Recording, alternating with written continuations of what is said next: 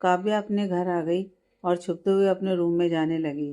एक तो उसको रात हो गई थी, ऊपर से उसकी हालत ठीक नहीं थी, तो उसको लग रहा था अगर रमा जी ने देख लिया तो आज उसको मार पड़ना पक्का है।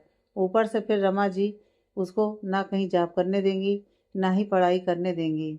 काव्या जिस समय घर आई उस समय रमा जी किचन में खाना बना रही थी। रमा जी हमेशा घर का डोर बस उड़का कर रखती थी, लॉक नहीं लगाती थी। बस रात को सोते समय ही लॉक करती थी। उनका मोहल्ला अच्छा था, तो किसी बात का डर नहीं था, और आस पड़ोस के लोग भी कभी भी ऐसे ही मिलने आ जाते थे, या जिनका रमा जी के साथ अच्छा व्यवहार था वो कुछ अच्छा बनाने पर उनको देने आ जाते थे।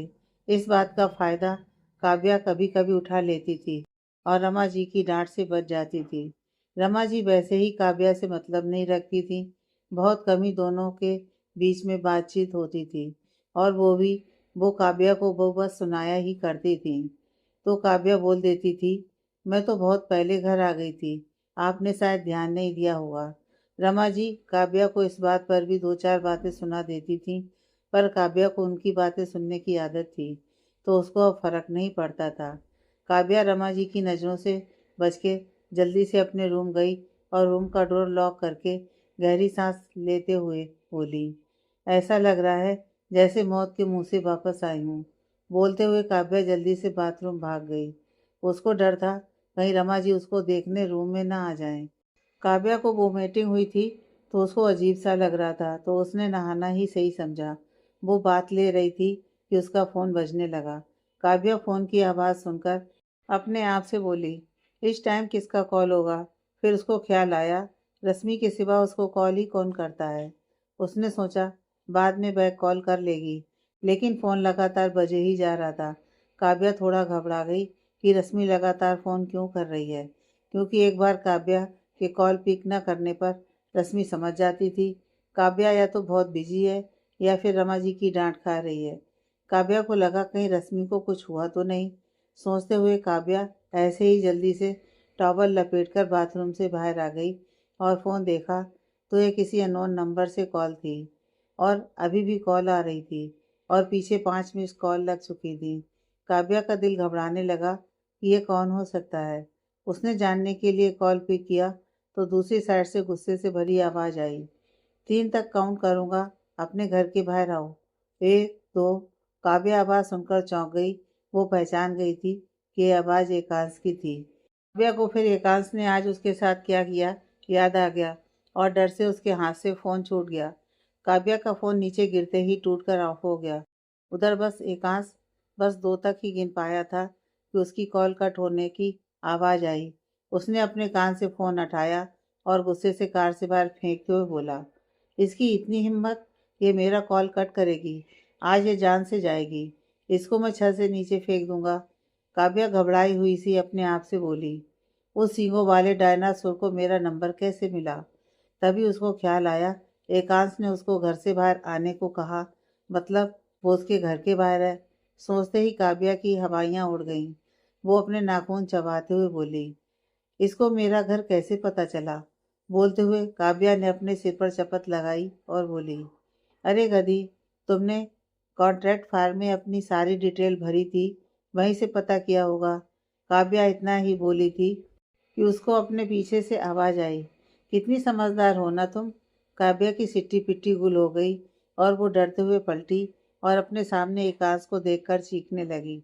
एकांश गुस्से में उसको देख रहा था। काव्या के चीखने से रमा जी जल्दी से उसके रूम के पास आईं और डोर ओपन करते हुए बोली, क्या हुआ, क्यों चीख रही है।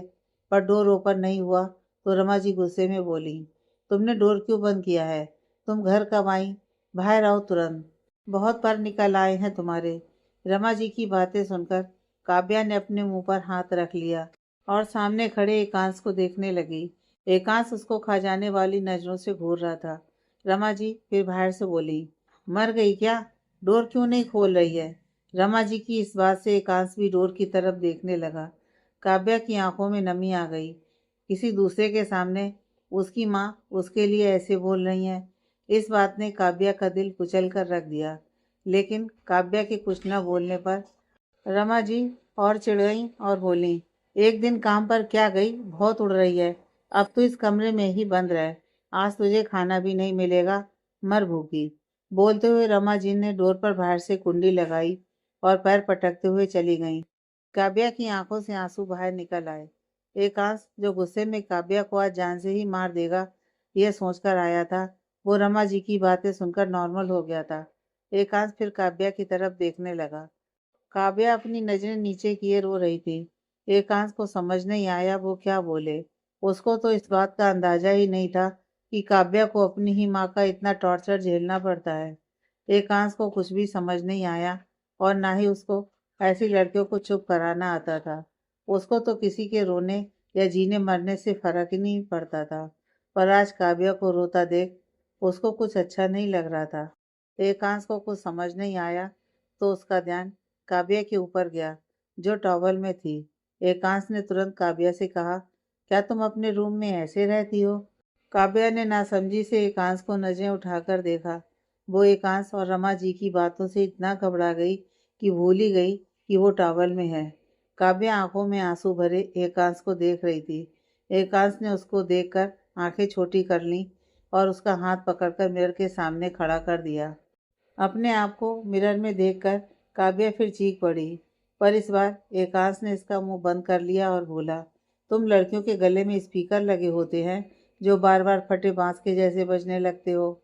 काव्या ने नजरें तिरछी करके एकांश को देखा और उसको धक्का देकर बाथरूम की तरफ भाग गई। एकांश फिर गुस्से में काव्या को देखने लगा, पर काव्या बाथरूम के अंदर जा चुकी थी। एकांश खड़ा था कि उसकी नज़र टेबल पर रखी एक बुक पर गई। एकांश ने बुक उठाई और उसको देखने लगा। ये एक बिजनेस टिप्स के रिलेटेड बुक थी। उसमें बिजनेस कैसे कर सकते हैं, उसको कैसे सक्सेसफुल बना सकते हैं, उसके बारे में सब लिखा था। एकांश बुक देख रहा था कि काव्या उसके पास आई और उसके हाथ से बुक छीनते हुए बोली, हाथ मत लगाइए मेरे किसी सामान को, और आपको शर्म नहीं आती ऐसे किसी लड़की के कमरे में आते हुए? एकांश ने अपनी आंखें छोटी कर लीं और बोला, तुम फिर बड़ी गलती दोहरा रही हो। काव्या शांत हो गई और उसको याद आया एकांश ने उससे कहा था, उसको अपने सामने ऊंची आवाज में बात करने वाले लोग पसंद नहीं।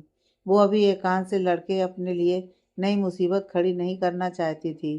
इसलिए काव्या आराम से बोली, सर आप प्लीज यहाँ से जाइए, मैं आपकी जॉब छोड़ चुकी हूँ। एकांश, तुम होती कौन हो जॉब छोड़ने वाली? मेरी कंपनी में लोग आते भी मेरी मर्जी से हैं और जाते भी मेरी मर्जी से हैं। कल्पना एकांश को देखते हुए बोली, सर मैं कल आपको आपका रेजिग्नेशन लेटर दे दूंगी। एकांश, ओके, और साथ में 5 लाख रुपए भी।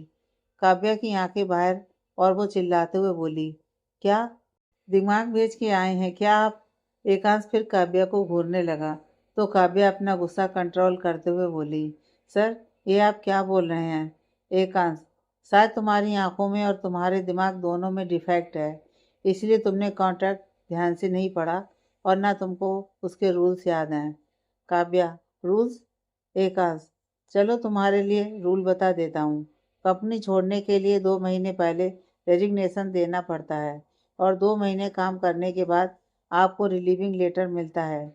अगर कोई 2 मंथ का नोटिस पीरियड कंप्लीट नहीं करता है तो उसको पेनल्टी देनी पड़ती है, उसकी 2 मंथ की सैलरी कट जाती है।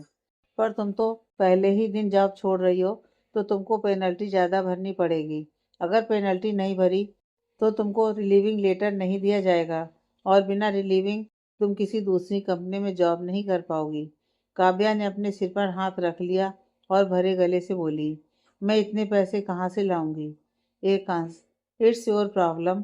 काव्या एकांश को देखते हुए बोली, सर आप ऐसा क्यों कर रहे हैं? मेरे जॉब करने ना करने से क्या फ़र्क पड़ेगा? आपको मुझसे अच्छे एम्प्लॉय मिल जाएंगे। एकांश काव्या को घूरते हुए बोला, जब मैं तुम्हारी वजह से यहाँ रुका हूँ तो तुमको तो जॉब करनी ही पड़ेगी। बहुत शौक है ना दूसरों पर उंगली उठाने का, बिना सोचे समझे मुंह खोलने का? तो अब अपने आप को प्रूव करो। बहुत इंटेलिजेंट समझती हो ना अपने आप को, तो या तो जॉब करो वरना 5 लाख पेनल्टी दो। काव्या हैरानी से बोली, सर मुझे कुछ प्रूफ नहीं करना है, आप ऐसा क्यों कर रहे हैं मेरे साथ? मैं तो आपको जानती तक नहीं, तो ऐसा क्या बिगाड़ दिया मैंने आपका जो आप ऐसा कर रहे हो? एकांश, तुम्हारी इतनी औकात है भी नहीं कि तुम मेरा कुछ बिगाड़ सको, और अपने डैड के ऊपर उंगली उठाने वाले इंसान को मैं ऐसे कैसे छोड़ सकता हूँ। एकांश की इस बात से काव्या और शौक हो गई और हैरानी से बोली, मैंने आपके डैड के ऊपर उंगली उठाई? पर कब? मैं तो उनको जानती तक नहीं। एकांश को फिर उस दिन बस में काव्या के द्वारा बोली गई बातें याद आ गईं और उसकी आंखें फिर गुस्से से लाल पड़ गईं। उस दिन बस में काव्या के बगल में बैठा लड़का एकांश था। एकांश इंडिया अपनी दादी से मिलने आया था। उसको अपने डैड की कार और पैसों का शो ऑफ करने का बिल्कुल शौक नहीं था, इसलिए वो नॉर्मल लोगों के जैसे बस या ऑटो से ट्रेवल करता था। और उसको भोपाल में कोई जानता नहीं था, तो उसको इतनी दिक्कत भी नहीं होती थी। सभी को बस इतना पता था कि मिस्टर रणवीर मित्तल का एक बेटा है जो फॉरेन में रहता है। बाकी एकांश के बारे में कोई कुछ नहीं जानता था कि वो कैसा दिखता है या क्या करता है। एकांश की नेक्स्ट डे फ्लाइट थी, पर बस में काव्या की बातें सुनने के बाद उसने काव्या को उसकी ही लैंग्वेज में सबक सिखाने का सोच लिया था। एकांश अपनी लाल पड़ी आंखों से काव्या को देखते हुए उसकी तरफ बढ़ने लगा। काव्या फिर डर गई और अपने कदम पीछे लेने लगी। काव्या को फिर एकांश की आंखें देख उस बस वाले लड़के की याद आ गई। काव्या ने फिर एकांश की बात के बारे में सोचा। उसको शक हुआ कि कहीं एकांश ही तो वो बस वाला लड़का नहीं। काव्या ने हिम्मत करके पूछ लिया, क्या क्या उस दिन आप बस में थे? बोलते हुए काव्या बेड से आकर टकरा गई। काव्या ने डरते हुए पीछे देखा तो रोनी सी शक्ल बना ली। अब उसके पास एकांत से दूर जाने के लिए जगह नहीं बची थी। काव्या ने मन में सोचा, आज उसको एकांत के गुस्से का शिकार होने से कोई नहीं बचा पाएगा। काव्या ने फिर सिर आगे किया तो उसका दिल एक सेकंड को उसके मुंह को आ गया और उसने अपने सीने पर हाथ रख लिया। एकांश जस्ट उसके सामने खड़ा था। उनके बीच कुछ ही इंचों की दूरी थी। ऊपर से एकांश की हाइट थोड़ी ज़्यादा और काव्या की हाइट कुछ कम थी, तो काव्या का सिर एकांश की चेस्ट तक ही आ रहा था। काव्या आंखें बड़ी करे एकांश के सीने को देख रही थी। एकांश ने ब्लू कलर की टी शर्ट पहनी थी जो उसकी बॉडी से चिपकी हुई थी। एकांश के इतने पास खड़े होने से काव्या को अनकंफर्टेबल महसूस हो रहा था। उसको ऐसा लग रहा था जैसे वो सांसें ना ले पा रही हो। ऊपर से उसको एकांश का भी डर था कि अगर उसने एकांश को धक्का देकर दूर किया या फिर वो जरा भी हिली तो वो एकांश से टकरा जाएगी। काव्या चुपचाप खड़ी, अब मरी कि तब मरी सोच रही थी कि एकांश ने काव्या की चिन पर हाथ रखा और उसका सिर उठाकर घूरते हुए बोला, याददाश्त अच्छी है तुम्हारी, पर दिमाग और जबान अच्छी होती तो ज़्यादा अच्छा होता। काव्या ने एकांश की बातें सुनकर अपना थूक अंदर कर लिया और डर से हकलाते हुए बोली, सॉरी सर, मेरा वो मतलब नहीं था। सबने मेरा कलर देखकर रिजेक्ट किया। तो एकांश तेज आवाज में बोला, तो तुमको ये राइट मिल गया कि तुम किसी के करेक्टर पर उंगली उठाओगी? काव्या ने अपनी नजरें झुका लीं। उसको अच्छे से याद था उसने उस दिन गुस्से में क्या क्या बोला था। काव्या को देखकर एकांश गुस्से में बोला, ये भोली बनने का नाटक मत करो। गलती हमारे साइड से हुई, इसलिए सही सलामत हो। काव्या ने फिर अपनी नजरें उठाकर एकांश को देखा। काव्या को ठीक से समझ में नहीं आया एकांश क्या कहना चाह रहा था। एकांश काव्या को घूरते हुए आगे बोला, 1 मंथ, ओनली 1 मंथ का टाइम है तुम्हारे पास अपने आप को प्रूव करने का और साबित करने का कि तुम कितनी इंटेलिजेंट हो। एकांश ने इंटेलिजेंट शब्द पर जोर देते हुए अपनी बात बोली थी। काव्या अच्छे से समझ रही थी एकांश ऐसे क्यों बोल रहा है। एकांश आगे बोला, अगर तुम अपने आप को प्रूफ नहीं कर पाई तो 1 मंथ बाद पूरी मीडिया के सामने लाइव तुम मेरे डैड से हाथ जोड़कर माफ़ी मांगोगी और उनको बोलोगी तुम्हारी सोच गंदी है जो किसी एक इंसान को देखकर दूसरों को गलत जज करती हो। काव्या शांति से एकांश को देख रही थी। एकांश ने अपनी बात पूरी की और काव्या का पेश छोड़कर उससे दूर हो गया। पता नहीं क्यों अभी एकांश की बात पर काव्या को बिल्कुल बुरा नहीं लगा। शायद एकांश सही था, इसलिए गलती उसकी भी तो है। उसका इंटरव्यू जिसने लिया गलती उसकी, फिर भी उसने अपना गुस्सा ऑनर पर निकाला, उनको गलत शब्द बोले। काव्या सोच रही थी कि एकांश फिर उसके पास आया और अपना हाथ उसकी तरफ बढ़ाने लगा।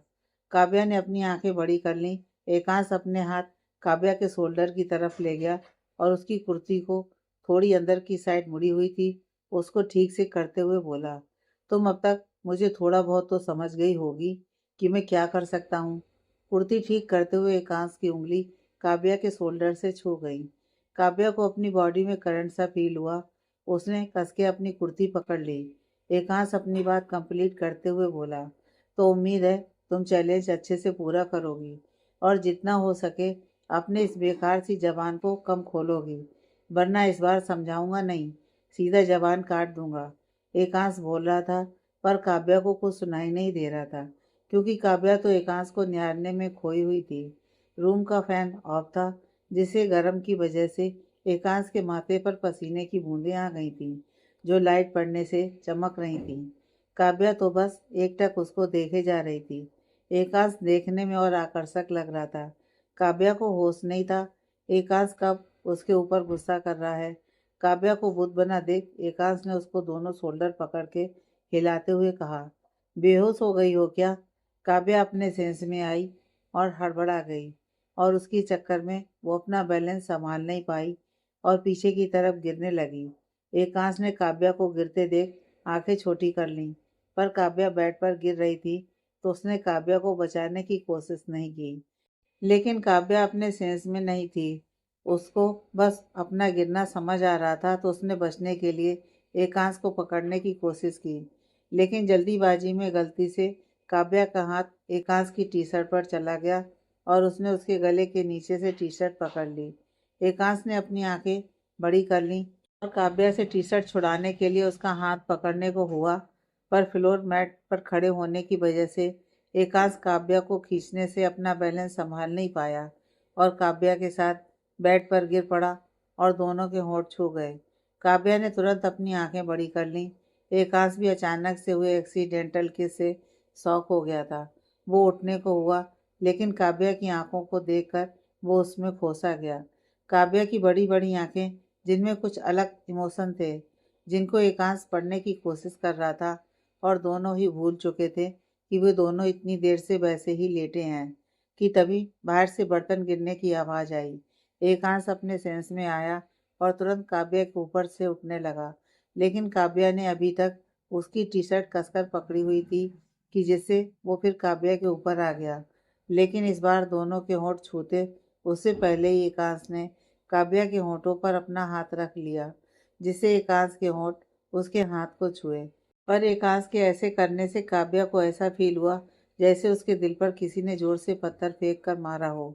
अभी जो उसके पेट में तितलियां उड़ रही थीं, अब वो अजीब तरह के दर्द में बदल गई थीं और उसकी आंखों में अजीब तरह का दर्द और इमोशन आ गया था। एकांश भी काव्या की आंखों में वो बदलाव अच्छे से देख पा रहा था। काव्या उसको आंखों में नमी लिए कुछ अलग ही नज़रों से देख रही थी। एकांश को समझ नहीं आया काव्या उसको ऐसे क्यों देख रही है, और ना वो काव्या की वो नज़रें बर्दाश्त कर पा रहा था। इसलिए जल्दी से थोड़ा दूर हुआ और काव्या के मुंह से हाथ हटाकर अपनी टी शर्ट से काव्या का हाथ हटाने लगा। काव्या भी अपने सेंस में आई और तुरंत एकांश की टी शर्ट छोड़ दी। एकांश उठकर खड़ा हो गया। काव्या भी उठकर खड़ी हो गई और इधर उधर देखने लगी। उसको अभी जो हुआ उसकी वजह से अजीब लग रहा था। ऊपर से पता नहीं एकांश का क्या रिएक्शन होगा, कहीं वो उसको गलत तो नहीं समझेगा। लेकिन फिर काव्या को ख्याल आया, गिरा तो एकांश उसके ऊपर था। किस एकांश ने उसको किया, तो गुस्सा होने का हक उसको है, एकांश को नहीं। काव्या अपने ही ख्यालों में बकबक कर रही थी कि उसको एकांश की गुस्से भरी आवाज़ सुनाई दी, तुमको मैं मार डालूंगा। काव्या अपने ख्यालों से बाहर आई और एकांश की तरफ देखा तो एकांश अपनी टी शर्ट पकड़े गुस्से में उसको देख रहा था। एकांश की टी शर्ट देखकर काव्या ने अपने मुंह पर हाथ रख लिया और अपनी आंखें बड़ी कर ली। एकांश की टी शर्ट जहाँ से काव्या ने पकड़कर खींची थी, उस जगह पर छेद हो गए थे। काव्या ने एकांश की टी शर्ट इतनी जोर से पकड़ी हुई थी कि उसके नाखून टी शर्ट से बाहर गए और वहां छेद हो गए। काव्या मुंह पर हाथ रखकर खड़ी थी कि एकांश उसके पास आया और उसकी कुर्ती गले के नीचे से पकड़ के काव्या को आगे पीछे करते हुए बोला, तुम जाहे 2 फुटी लड़की, तुमने क्या ठेका लिया है मेरे कपड़े खराब करने का? एकांश के ऐसे पकड़ने से काव्या शौक हो गई और नजर नीचे किए एकांश के हाथ को देखने लगी। एकांश चिढ़ा हुआ था तो उसने ध्यान ही नहीं दिया उसने काव्या को कैसे पकड़ा है। एकांश चिढ़कर आगे बोला, कभी मेरे कपड़ों पर वोमिटिंग कर देती हो तो कभी अपने छिपकली जैसे पंजों वाले नाखूनों से मेरी टी शर्ट पर छेद कर देती हो। तुम गिरी पड़ी लड़की, तमीज नहीं है तुम्हारे अंदर। एकांश चिढ़कर बोल रहा था कि काव्या ने उसको धक्का देकर अपने आप से दूर किया। अपने आप को हाथों से कवर करते हुए बोली, आपके अंदर तमीज है? आपने कैसे पकड़ा है मुझे? एकांश 1 मिनट को शांत हो गया और उसको एहसास हुआ उसने अभी कैसे पकड़ा था काव्या को। वो कोई लड़का थोड़ी ना है जो उसने उसका गिरेबान पकड़ा था। काव्या अपने आप को कवर किए हुए एकांश को घूर रही थी। एकांश को अब अनकंफर्टेबल फील होने लगा। उसने काव्या से अपनी नजरें हटाई और इधर उधर देखते हुए को सोचा, फिर अपने पुराने एटीट्यूड में आकर काव्या के पास आया और उसको घूरते हुए बोला, तो गलती तुम्हारी है। तुमको आइडिया भी है यह टी शर्ट कितनी महंगी थी? तुम्हारी एक बार की सैलरी भी डालोगी तो भी ये टी शर्ट खरीद नहीं पाओगी। काव्या को भी गुस्सा आ गया और वो एकांश को धक्का देकर बोली, मुझे खरीदनी ही नहीं है। एकांश ने अपनी आंखें बड़ी कर लीं। काव्या गुस्से में फिर एकांश को धक्का देते हुए उसकी तरफ कदम बढ़ाते हुए बोली, कपड़ों में इतने पैसे बर्बाद करने से अच्छा है मैं किसी गरीब को दान कर दूं। मुझे दुआ तो देगा। एकांश काव्या को आंखें बड़ी करके देख रहा था। काव्या बोलते हुए उसकी तरफ बढ़ रही थी और एकांश अपने कदम पीछे ले रहा था। काव्या आगे बढ़ते हुए एकांश की फटी टी शर्ट पकड़कर उसके छेद में उंगली डालकर बोली, और ये जरा से छेद के लिए आप मुझे सुना रहे हो? और ये आपने जो फटी जीन्स पहनी है उसका क्या? एकांश की आंखें हैरानी से और बड़ी हो गई और वो अपने सिर नीचे करके अपनी जीन्स को देखने लगा। एकांश इतने गुस्से में था कि अखिल ने उसको क्या कपड़े ला कर दिए उसने देखा ही नहीं। उसको तो बस इस बात का गुस्सा था कि काव्या ऐसे जॉब छोड़कर कैसे गई। अखिल ने उसको जो कपड़े लाकर दिए थे उसने पहने और काव्या के घर उसको सबक सिखाने आ गया। काव्या आगे बढ़ते हुए फिर बोली, खुद छपरी बनकर घूम रहे हैं और मुझे तमीज सिखाने चले हैं। एक तो चोरों के जैसे मेरे घर में घुस आए, लोफरों के जैसे मेरे रूम में आए, मेरा फ़ायदा उठाने की कोशिश की। मुझे किस किया? मेरा गिरेबान पकड़ा। मैं क्या आपको लड़का दिखाई देती हूँ? हिम्मत कैसे हुई आपकी मुझे ऐसे पकड़ने की? मैं फिर भी चुप हूँ तो मुझे ही गर्मी दिखा रहे हो। आप बड़े लोग गलती करने पर और बौखला जाते हो, क्योंकि आप लोगों को भी पता है गलती आपकी है। पर गलती आपकी है तो आप लोग सॉरी कैसे बोल सकते हो? आपकी तो आन पर बनाती है ना। जरा सा सॉरी बोल देंगे तो इज्जत गटर में नहीं चली जाएगी। काव्या गुस्से में अपने मन की भड़ास एकांश के ऊपर निकाले जा रही थी और एकांश बस आंखें बड़ी करे काव्या को घूर रहा था। एकांश पीछे होते होते विंडो तक आ गया था। काव्या ने उसको जोर से धक्का दिया और कुछ बोलने ही जा रही थी, पर एकांश इतनी जोर से धक्का देने की वजह से पीछे की तरफ विंडो से गिरने लगा। काव्या बोलते हुए शांत हो गई और अपने मुंह पर हाथ रखकर चीख पड़ी। एकांश अपना बैलेंस संभालने लगा कि वो विंडो से नीचे ना गिरे, पर काव्या उसके जस्ट सामने खड़ी थी और विंडो के गिलास दूर थे, तो एकांश को पकड़ने को कुछ मिल नहीं रहा था और काव्या को पकड़ना नहीं चाह रहा था, जिससे एकांश विंडो के नीचे गिरने लगा। काव्या ने आंखें बड़ी की और जल्दी से एकांश को पकड़ने के लिए उसका हाथ पकड़ लिया, पर काव्या ने उसको पकड़ने में देर कर दी थी। एकांश आधा पीछे की तरफ हो चुका था, जिससे काव्या भी एकांश के साथ विंडो से बाहर गिर गई। दोनों घास पर गिरे।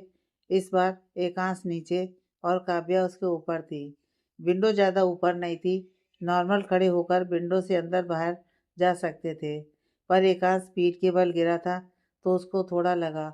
एकांश ने काव्या को अपने ऊपर देखा तो उसको तुरंत हटाकर अपनी बगल में फेंक दिया। काव्या फिर चीख दी, पर तुरंत ही उसने अपने मुंह पर हाथ रख लिया। एकांश उठकर बैठा और तेज आवाज में काव्या से बोला, तुम आज। पर वो इतना ही बोल पाया था कि काव्या ने जल्दी से उठकर उसके मुंह पर हाथ रखते हुए कहा, धीरे बोलिए, हम लोग घर के बाहर हैं। किसी ने देख लिया या आपकी आवाज़ सुनकर यहाँ कोई आया तो मुसीबत आ जाएगी। एकांश काव्या का हाथ झटकते हुए बोला, मैं किसी से नहीं डरता, समझी? काव्या का हाथ वहीं लगे किसी पेड़ से जा लगा और उसने अपने होंठ दर्द से भींच लिए। एकांश काव्या को देखकर बोला, ये नाटक बंद करो। काव्या कुछ नहीं बोली और अपना हाथ झटकते हुए उठने लगी, लेकिन काव्या के हाथ झटकने से उसके हाथ से निकल रहा खून एकांश के हाथ पर गिरा। रूम में रोशनी आ रही थी, जिसकी वजह से एकांश को अपने हाथ पर खून दिखा, तो उसने तुरंत काव्या की तरफ देखा तो उसके हाथ से खून निकल रहा था। एकांश ने तुरंत उसका हाथ पकड़कर फिर से अपने सामने बैठा लिया और बोला, ये खून कैसे निकल रहा है? तुमको चोट आई है क्या? काव्या अपना हाथ छुड़ाते हुए बोली, आपको क्या करना है? आप हाथ छोड़ो मेरा और जाओ यहाँ से। मैं कल से जॉब पर आ जाऊंगी। जितना टॉर्चर करना हो कर लेना। एकांत सीरियस टोन में बोला, मुझे बकवास करने वाले लोग बिल्कुल पसंद नहीं हैं, इसलिए जितना सवाल बस उतना ही जवाब दो। काव्या, नहीं देना मुझे जवाब। एकांश काव्या को घूरते हुए बोला, तुमको अपनी जान प्यारी है कि नहीं, या फिर ऐसे ही खींचते हुए तुमको तुम्हारे घर के अंदर ले चलूं? काव्या की आंखें बड़ी हो गईं। अगर एकांश उसको घर के अंदर लेकर गया तो रमा जी आज ही उसको सजाए मौत सुना देंगी। काव्या को डरा हुआ देख एकांत के फेस पर जीत की भरी मुस्कान आ गई। उसकी ट्रिक काम कर गई। वो उठने का नाटक करते हुए बोला, तुम तो बोलोगी नहीं, तो चलो मैं तुमको घर के अंदर ले चलता हूँ। अपनी मदर को बताना कैसे चोट लगी तुमको। काव्या और डर गई और जल्दी से एकांश का हाथ पकड़कर अपने सामने बैठाते हुए बोली, यह हमारा छोटू सा बगीचा है। यहाँ पर मैं सब्जी उगाती हूँ, तो शायद बैगन के पेड़ पर हाथ लग गया और उसके कांटे छुप गए मुझे, इसलिए खून निकल आया। एकांश भी अभी वहीं से अंदर आया था, पर उसने गुस्से में कुछ नहीं देखा था। एकांश बिना एक्सप्रेशन के बोला, घर के बाहर सब्जी कौन लगाता है? काव्या मुंह बनाकर बोली, घर के बाहर ना लगाएं तो क्या अपने सिर पर लगाएं? मुझे पसंद है सब्जी उगाना, मैं लगाती हूँ सब्जियाँ। एकांश ने अपना सिर हिलाते हुए कहा, तभी सब्जी वाली के जैसे मुंह चलता है तुम्हारा। तुमको तो सब्जी मंडी में बैठना चाहिए, बेकारी जॉब कर रही हो। आराम से सब्जी उगाओ फिर बेचो। काव्या ने गंदा सा मुंह बना लिया और खड़े होते हुए बोली, ठीक है, आपसे यही काम करूंगी, तो मुझे अब आपकी कंपनी आने की ज़रूरत नहीं है। एकांश ने अपनी आंखें छोटी कर लीं और वो भी उठ के खड़ा हो गया। काव्या विंडो के पास आते हुए बोली, तो अब से आप अपने रास्ते और मैं अपने रास्ते, तो प्लीज़ कृपा करके यहाँ से जाइए। किसी ने देख लिया तो आपका तो कुछ नहीं जाएगा, पर मेरा कुछ बचेगा भी नहीं। बोलते हुए काव्या विंडो के पास खड़ी होकर अपने रूम में अंदर कूदने की कोशिश करने लगी, पर काव्या ऊपर चढ़ नहीं पा रही थी। एकांश उसके पास आया और काव्या को पकड़कर अपनी तरफ घुमाया। काव्या एकांश को देखने लगी। एकांश ने काव्या को कमर से पकड़ा और उसको उठाकर विंडो पर बैठा दिया। काव्या एकांश को देखने लगी। एकांश काव्या को देखते हुए बोला, इतनी आसानी से तो छोड़ने वाला नहीं हूँ। तुम्हारी वजह से यहाँ रुकना पड़ा है मुझे, उसका हर्जाना तो तुमको भरना पड़ेगा। काव्या विंडो पर बैठी एकटक एकांश को देख रही थी। वो जब भी एकांश को ध्यान से देखती थी, पता नहीं उसको क्या हो जाता था और वो एकांश में कहीं खोसी जाती थी और उसको कुछ सुनाई नहीं देता था। अभी भी एकांश ने क्या बोला उसको कुछ समझ में नहीं आया। एकांश काव्या को छोड़ते हुए दूर हुआ तो काव्या अपने होश में न होने की वजह से पीछे की तरफ होने लगी और उसके मुंह से हल्की सी चीख निकल पड़ी। पर एकांश ने फिर उसको पकड़ लिया और बोला, तुमको कोई बीमारी है क्या? कभी भी बेहोश हो जाती हो। काव्या अब सेंस में आ चुकी थी, इसलिए जल्दी से ठीक से बैठकर एकांश का हाथ अपनी कमर से हटाए और घूमकर रूम के अंदर आ गई। एकांश उसको आंखें छोटी करके देखने लगा। काव्या को बहुत अजीब लग रहा था, इसलिए उसने बस एकांश को अपनी बत्तीसी दिखाई और बाय करके विंडो बंद करके पर्दा डाल दिया। एकांश हैरानी से बंद विंडो को देखने लगा, फिर अपना सिर नामे झटकते हुए वहां से चला गया। काव्या भाई विंडो के नीचे छुपकर बैठ गई थी। उसको अपने पेट में गुदगुदी हो रही थी। कुछ देर बाद काव्या को लगा उसको ऐसे एकांश के मुंह पर विंडो नहीं बंद करना चाहिए था। काव्या उठी और एकांश है कि चला गया देखने के लिए पर्दे को थोड़ा साइड करके छुपकर देखने लगी, पर एकांश जा चुका था। काव्या ने एक चैन की सांस ली और कुछ सोचते हुए विंडो ओपन कर दी और उछलते हुए अपने बेड पर जाकर लेट गई। नेक्स्ट डे कंपनी में काव्या अपने केबिन की तरफ जा रही थी कि अखिल ने उसको देखा तो उसके पास भाग कर आया और बोला, हे तुम कंपनी में? काव्या, हाँ। अखिल, पर तुम तो जॉब छोड़ने वाली थी। काव्या, हाँ, पर नोटिस पीरियड तक तो काम करना पड़ेगा। अखिल अपने होंठ गोल करते हुए बोला, ओह हाँ। काव्या मुस्कुरा दी और अखिल से बोली, वैसे आप यहाँ? अखिल, हाँ, अभी सर आए नहीं, तो मैं कैंटीन जा रहा था ब्रेकफास्ट करने। आज मम बाहर गई थी, तो मुझे कुछ खाने को नहीं मिला। काव्या मुस्कुराकर बोली। अच्छा, अखिल भी मुस्कुराते हुए बोला, तुम भी चलो साथ में, ब्रेकफास्ट करते हैं। काव्या ने कुछ सोचा और रोके बोल दिया। उसने रात से कुछ नहीं खाया था। काव्या के पापा विजय जी बाहर गए थे, वरना वो रात को एक बार खाने के लिए पूछने जरूर आते। सुबह जब वो आए, तभी रमा जी ने डोर ओपन किया, पर रमा जी अभी भी गुस्से में थी, तो काव्या बिना नाश्ता किए ही आ गई थी। वो जानती थी, अगर वो घर पर रुकी तो रमा जी फिर बरस पड़ेंगी उसके ऊपर, और सुबह सुबह उसका मूड खराब हो जाएगा। इसलिए वो ऐसे ही निकल आई घर से। अखिल और काव्या दोनों हंसते हुए, बातें करते हुए कैंटीन की तरफ जा रहे थे कि एकांश भी उसी टाइम कंपनी आया, और अभी उसने पूरी कंपनी ठीक से देखी हुई नहीं थी कि आज उसने पहले कंपनी देखने का सोचा। पर अखिल और काव्या को देखकर उसने अपनी आंखें छोटी कर लीं। एकांश दोनों को देख रहा था कि एकांश के साथ खड़ा आदमी बोला, सर इस तरफ। एकांश अपने शेष में आया और नजरें तिरछी करके काव्या और अखिल को जाता देखकर आगे बढ़ गया।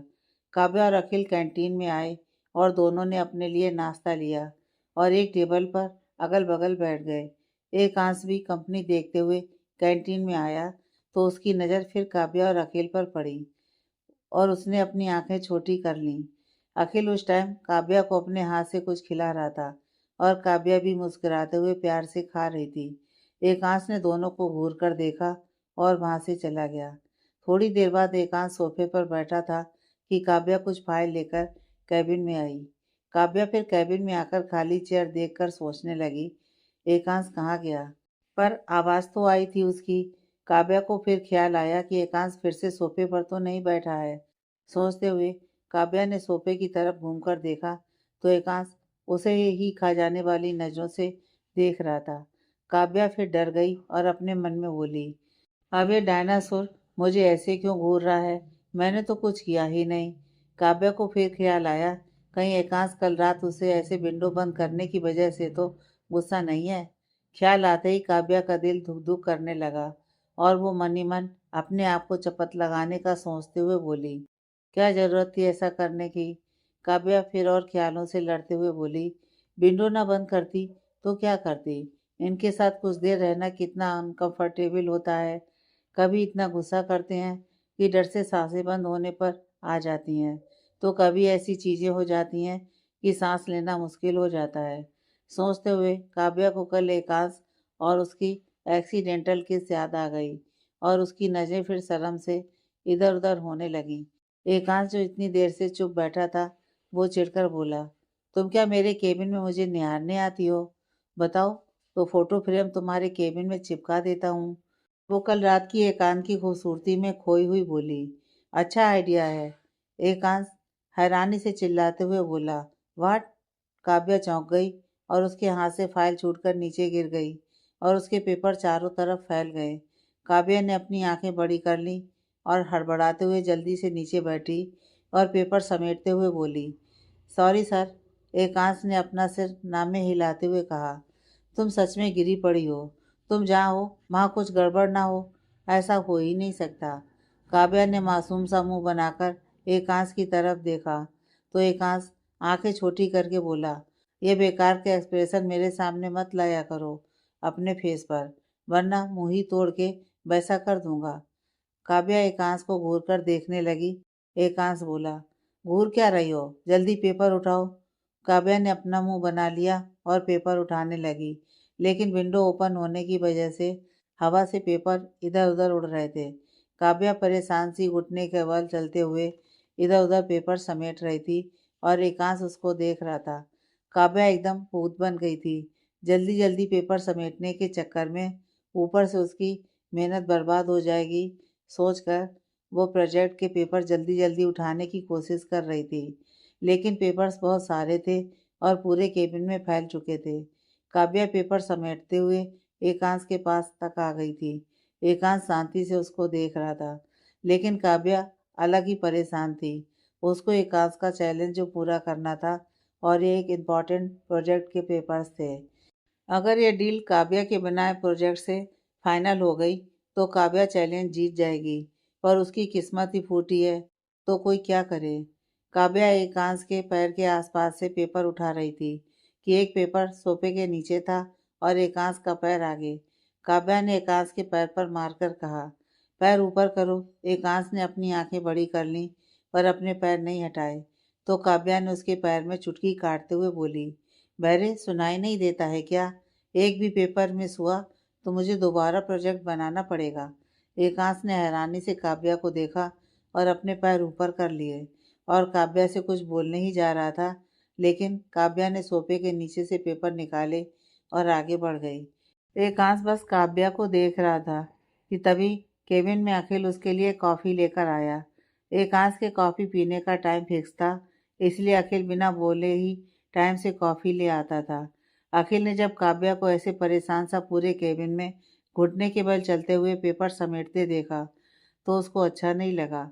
उसको लगा पक्का एकांश ने गुस्से में पेपर फेंक दिए होंगे और काव्या को पेपर उठाने को बोला होगा, लेकिन अखिल एकांश से कुछ बोल नहीं सकता था, इसलिए उसने कॉफ़ी एकांश के सामने टेबल पर रखी और सबसे पहले विंडो बंद की, जिससे हवा से पेपर उड़ना बंद हुए और वो भी इधर उधर पड़े पेपर उठाने लगा।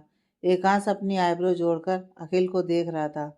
हवा न होने की वजह से काव्या भी जल्दी जल्दी पेपर उठा पा रही थी, पर काव्या इस बात से बेखबर थी कि अखिल भी दूसरे साइड से पेपर उठा रहा है।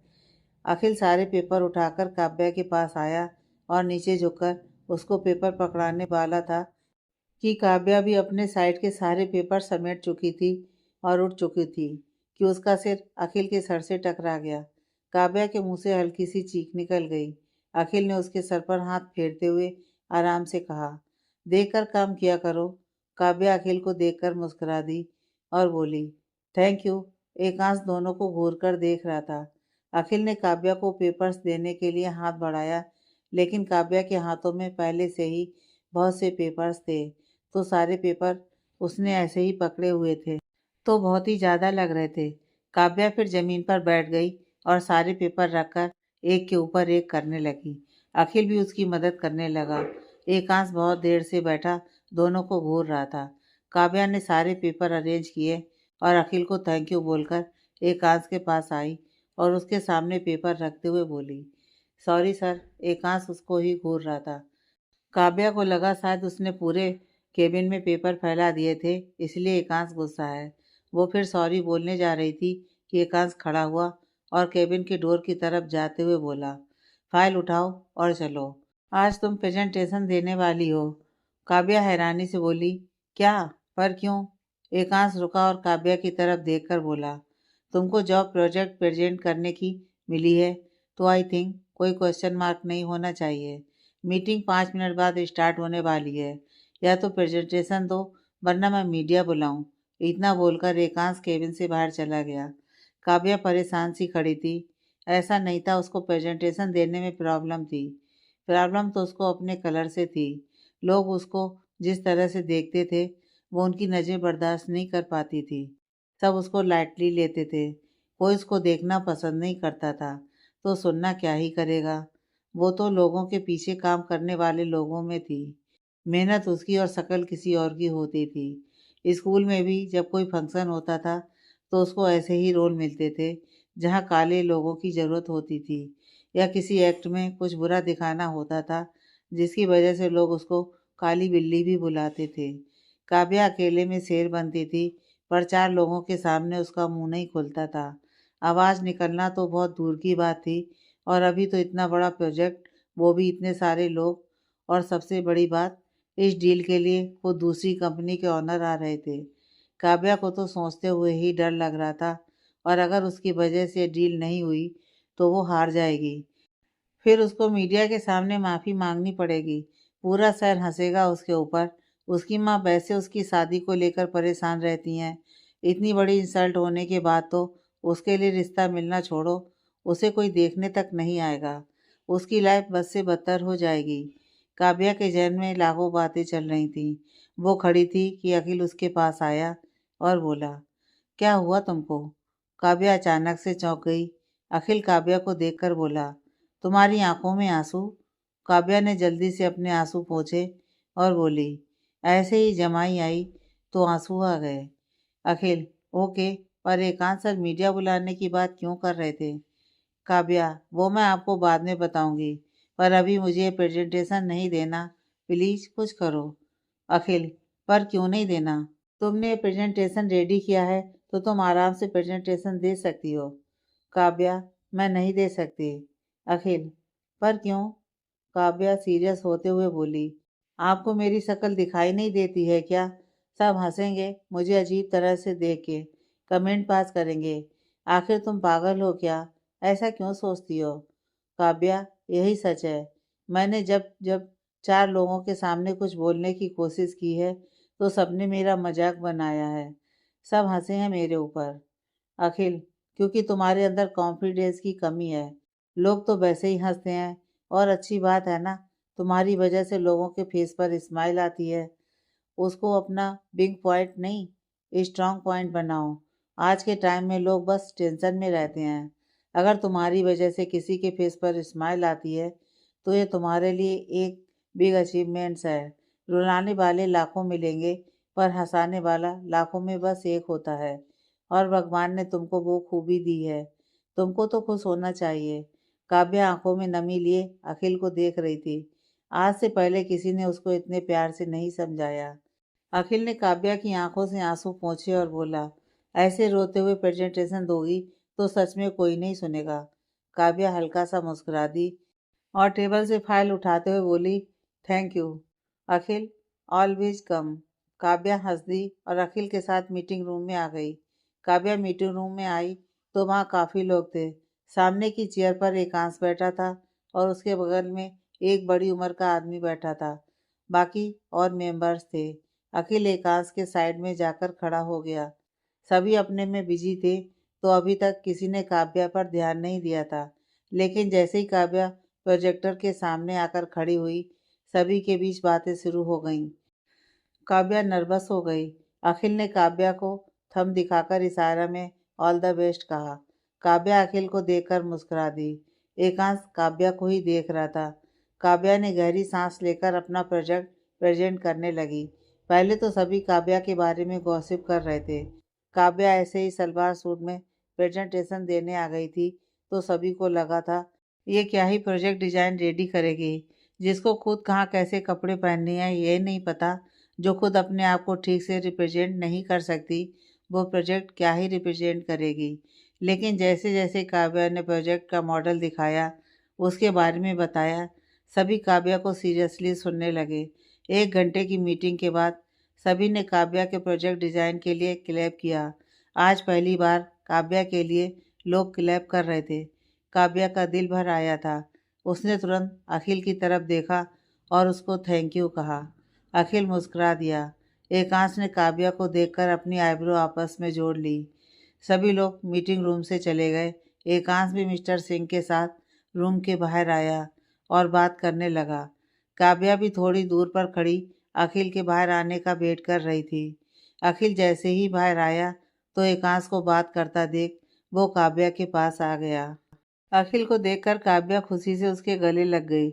एकांश जो मिस्टर सिंह से बात कर रहा था, उसकी नज़र काव्या और अखिल पर गई तो उसको अचानक से गुस्सा आ गया और वो मिस्टर सिंह से बोला, ओके अंकल, मैं पार्टी में आ जाऊंगा।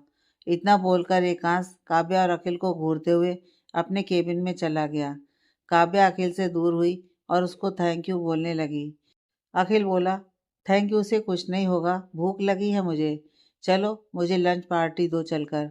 काव्या ने कहा, ओके, और अखिल के साथ चली गई। बाकी का दिन भी ऐसे ही हंसी खुशी निकल गया। उसके बाद कोई काम नहीं था तो काव्या एकांश के केबिन में नहीं गई थी। काव्या ने बाकी के कुछ पेंडिंग प्रोजेक्ट देखे और जब टाइम ओवर होने के बाद अपने घर के लिए निकल गई। काव्या शाम को अपने घर आई तब 7 बज गया था। रमा जी काव्या को देखकर ताने मारते हुए बोली, पैर भाई रखा नहीं कि अंधेरा होने पर घर आने लगी। पर आज काव्या का मूड अच्छा था तो उसने रमा जी की बात पर ना ध्यान दिया, ना उनकी बात का कुछ जवाब दिया और सीधा अपने रूम में चली गई। काव्या अपने रूम में आई और डोर खोला। वैसे ही सामने अपने बेड पर एकांश को लेटा देख वो चीख पड़ी। एकांश ने अपने फेस के सामने से बुक हटाकर एक नज़र काव्या को देखा, फिर बुक पढ़ने लगा। रमा जी काव्या की चीख सुनकर बोली, अब क्यों मर रही है? रमा जी उसके रूम में ना आ जाएं, इसलिए काव्या ने तुरंत जवाब दिया। माँ, वो पैर के नीचे चूहा आ गया था। रमा जी चिढ़कर बोली, चूहा आया है, सांप नहीं, जो ऐसे चीख रही हो। काश सांप ही आता तो अच्छा होता, कम से कम इस मनु से छुटकारा तो मिलता। रमा जी की बातें सुनकर एकांश ने वो कसकर पकड़ ली, पर काव्या को रमा जी की बातें सुनाई ही नहीं दी। उसको तो एकांश उसके रूम में क्या कर रहा है उसमें टेंशन थी। काव्या ने जल्दी से डोर लॉक किया और घबराई हुई सी एकांश के पास आकर बोली, आप मेरे रूम में क्या कर रहे हैं? एकांश ने कोई जवाब नहीं दिया। वो आराम से पैर पर पैर डाले, अपने सिर के पीछे हाथ लगाए और दूसरे हाथ में बुक पकड़े आराम से बुक में देख रहा था। काव्या फिर एकांश को देखने लगी, पर अभी उसको डर लग रहा था, इसलिए वो फिर बोली, सर आप यहाँ क्यों आए हैं? अब तो मैं जॉब पर भी आ रही हूँ। एकांश ने अपनी नज़रें बुक से हटाकर एक नज़र घूरकर काव्या को देखा तो काव्या और डर गई और शांत हो गई। उसके आगे काव्या की फिर कुछ बोलने की हिम्मत नहीं हुई, पर उसके दिमाग में यही चल रहा था कि एकांश अब उसके घर क्यों आया है। क्या कल रात वाली बात पर एकांश अभी तक गुस्सा है? काव्या ने सोचा, बड़े लोग तो भाई गुस्सा भी बड़ा ही होगा। उनका गुस्सा तो रात गई बात गई वाला था, पर एकांश जैसे बड़े लोगों का गुस्सा भी बड़े लेवल वाला होता होगा। वैसे भी वो अपने लिए कोई मुसीबत नहीं चाहती थी, इसलिए उसने सोचा वो एकांश को सॉरी बोल देगी और जल्दी से एकांश को यहाँ से भगा देगी। काव्या फिर हिम्मत करके एकांश से बोली, सॉरी सर, कल मैंने आपके मुंह पर विंडो बंद कर दी थी। आगे से ऐसा कुछ नहीं करूँगी। मैं खड़ी रहूँगी, आप बाहर से विंडो बंद कर देना, तो विंडो मेरे मुंह पर बंद हो जाएगी। एकांश ने अपनी आईब्रो आपस में जोड़ ली और काव्या की तरफ देखा। काव्या ने अपनी सफ़ेद बत्तीसी चमका दी और बोली, बड़े लोगों का काम होता है छोटों को माफ़ कर देना। आप भी मुझे माफ़ कर दो और चले जाओ यहाँ से। एकांश उठकर बैठ गया और वो बंद करके काव्या के सिर पर मारते हुए बोला, तुम मुझे आर्डर दे रही हो? काव्या ने एक सेकंड को हैरानी से अपना मुंह खोलकर एकांश को देखा, फिर अपना सिर सहराते हुए मुंह बनाकर धीरे से बोली, मैं आपको कैसे ऑर्डर दे सकती हूँ?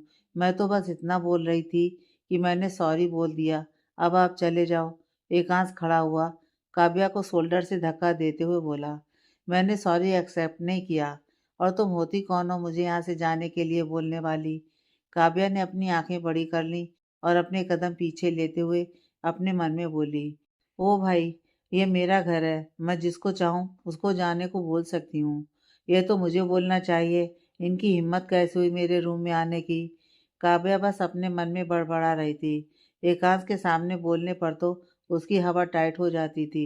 एकांश फिर बोला, आज का प्रेजेंटेशन अच्छा देकर तुमको लगता है तुम जीत गई, तो इस गलत फहमी में मत रहो। इस मंथ होने वाले सारे प्रोजेक्ट तुम प्रेजेंट करोगी और सारे के सारे डील फाइनल होने चाहिए, वरना। एकांश बोलते हुए चुप हो गया। काव्या की डर से आंखें और बड़ी हो गईं। सारे प्रोजेक्ट, बाप रे! सोचते हुए काव्या दीवार से आकर टकरा गई।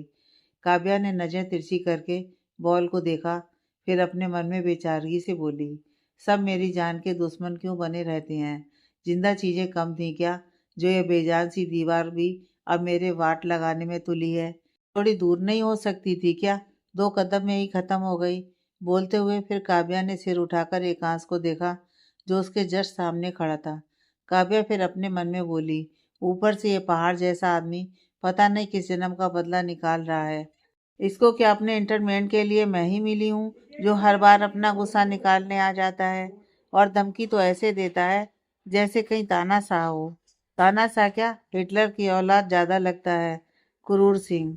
काव्या अपने मन में सोच रही थी कि एकांश उसके सिर पर टपली मारते हुए बोला, मुझे मन में कोस रही हो? काव्या की आंखें बड़ी हो गईं और वो अपना सिर नामे हिलाते हुए बोली, नहीं नहीं, बिल्कुल भी नहीं, मुझे अपनी जान प्यारी है। एकांश, गुड, सोचना भी मत, वरना। काव्या मुंह बनाकर बोली, वरना पता है सर। एकांश, अच्छी बात है, पता रहे तो फायदा में रहोगी। काव्या अपने हाथ जोड़कर बोली, जी सर, मैं सब समझ गई, सब पता चल गया मुझे, अब प्लीज आप जाइए। एकांश चिढ़कर बोला, तो मुझे भगा रही हो? काव्या, देखिए सर, प्लीज यहाँ से जाइए। काव्या अपनी पूरी बात करती उससे पहले एकांश गुस्से में दीवार पर जोर से पंच मारते हुए बोला, क्यों, कोई और आने वाला है? काव्या के कान के पास ही एकांश ने पंच मारा था, जिससे काव्या डर गई और दीवार की तरफ घूमकर दीवार देखते हुए बोली, हाय रे, मेरी दीवार तोड़ोगे क्या? फिर मैं बाथरूम कैसे यूज करूंगी? काव्या अचानक से डर गई थी, इसलिए उसने एकांश की बात ठीक से नहीं सुनी। उसको तो बस अपनी दीवार की चिंता थी। एकांश इतना बॉडी बिल्डर इंसान है, अगर उसके मारने से दीवार टूट गई तो रमा जी उसको तोड़ देंगी। काव्या पागलों सी दीवार पर हाथ फेरते हुए इधर उधर देख रही थी, कहीं से दीवार टूटी तो नहीं। एकांश ने काव्या को देखकर अपनी आंखें छोटी कर लीं और उसको अपनी तरफ घुमाकर शोल्डर से पकड़कर दीवार के सहारे से ऊपर उठा दिया। काव्या हैरानी से एकांश को देखते हुए बोली, मुझे मत मारिए, मैं मरी तो आपको भी जेल जाना पड़ेगा। प्लीज, मेरे लिए नहीं, पर अपने आप के लिए मुझे छोड़ दीजिए। एकांश गुस्से में, चुप, एकदम चुप। वैसे तो डरी डरी घूमती हो और मेरे सामने इतना नाटक करती हो। तुम असली में हो क्या? वो जो तुम डर कर रहती हो, या फिर ये जो तुम मेरे सामने हो और अपने नाटक से मुझे पागल बनाने की कोशिश कर रही हो? काव्या शांत हो गई और एकांश की बात के बारे में सोचने लगी। इस बात पर तो उसने भी ध्यान नहीं दिया था कि वो एकांश के साथ कुछ ज़्यादा ही बोल लेती है, बिना किसी के डर के। ऐसा नहीं था कि वो एकांश से डरती नहीं थी, लेकिन फिर भी वो बाकी लोगों के सामने जो डर महसूस करती है, वो उसको एकांश के साथ महसूस नहीं होता। इसलिए वो अपना दिल खोलकर एकांश से बात करती है, जैसे वो रश्मि के साथ रहती है, मस्त दिलखुश लड़की के जैसे। रश्मि के सामने उसके दिल में जो आता है वो कहती है, और जो उसका दिल बोलता है वही उसकी जबान। काव्या सोच रही थी, एकांश उसको घूरते हुए बोला, डर लग रहा है, सच्चाई सामने आ गई। काव्या अपने सेंस में आई और सीरियस होते हुए बोली, सर प्लीज मुझे नीचे उतारिए। एकांश, तुम फिर मुझे ऑर्डर दे रही हो? इस बार काव्या को भी गुस्सा आ गया और वो चिढ़कर बोली, हाँ दे रही हूँ, छोड़िए मुझे। जब देखो तब मुँह उठाकर मेरे रूम में घुस आते हैं। इतनी बड़ी कंपनी के ऑनर हो, आप पर हरकतें भाई चुट्टे चोरों वाली। एकांश ने अपनी आंखें बड़ी कर लीं। काव्या चिढ़कर आगे बोली, आपने चैलेंज किया और मैंने एक्सेप्ट कर लिया, बात खत्म। पर नहीं, आप रोज रोज मेरे सिर में दर्द बनने आ जाते हैं। अरे ठीक है, माना मैंने आपके फादर को उल्टा सीधा बोल दिया, पर बोल दिया तो बोल दिया ना। गुस्से में इंसान कुछ भी बोल देता है। आप लड़के लोग जब गुस्से में गाली देते घूमते हो, तब सोचते हो कि किसी के लिए आप कितने गंदे शब्द निकाल रहे हो, पर नहीं, आप लड़के लोग कितनी भी गंदी गाली देते हो तो चलता है, पर मैंने बुड्ढा छिछोरा बोल दिया तो आन पर आ गई आपके। एकांश काव्या को घूर कर देख रहा था कि अचानक से उसने काव्या को छोड़ दिया। काव्या बोलते हुए धड़ाम से नीचे गिरी और चीखते हुए बोली, ओई माँ, तोड़ दिया रे। एकांश नीचे झुका और काव्या को पीछे से उसकी कुर्ती पकड़कर उठाते हुए बोला, पहले तो मैं अब्यूज नहीं करता, और दूसरी बात, अपने सामने मुंह चलाने वाले को छोड़ता भी नहीं हूँ। बोलते हुए एकांश ने काव्या को फिर से हवा में लटका दिया। आगे की कहानी नेक्स्ट पार्ट में।